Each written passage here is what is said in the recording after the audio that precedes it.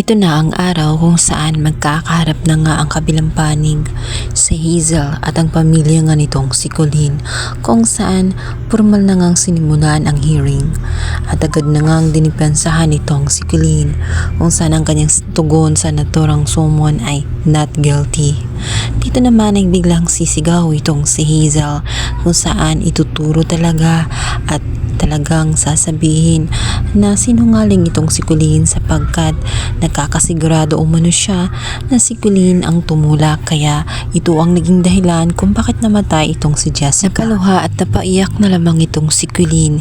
Hindi niya magagawa ang bagay na iyon.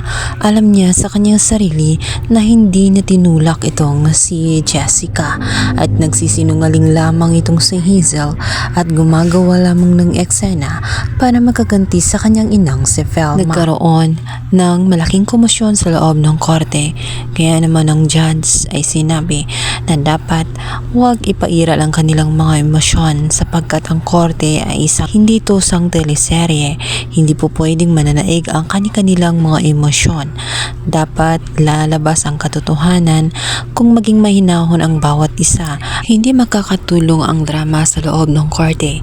Hindi lalabas ang katotohanan at mahihirapan silang alamin kung sino nga ba ang nagsasabi ng katotohanan. Kaya naman, pinutol na nga ng judge ang naturang usapan at sinabing babalik na lamang kapag ang mga ito ay kumalma na. At makalabas na nga ang pamilya nga ni Velma, dito ay nagsalita nga itong si Colleen na hindi madali ang pinagdaraanan niya sa loob ng korte. Ang nararamdaman niya ay iba talaga.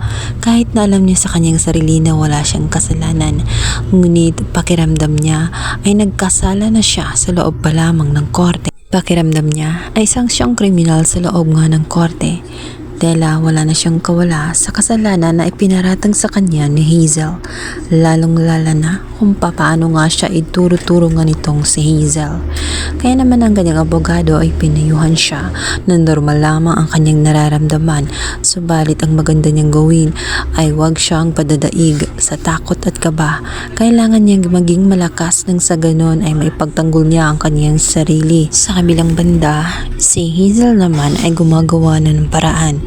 Ngayong alam niya na nagbalik na nga itong si Noah at alam niya na gumawa ito ng paraan para magmukhang hero dito kay Velma. Kaya naman naniniwala siya na mahal pa rin ni Noah itong si Velma, kaya ginawa niya ang bagay na iyon. Gumawa siya ng kasunduan. Gusto niyang maging kakampi silang dalawa ni Noah.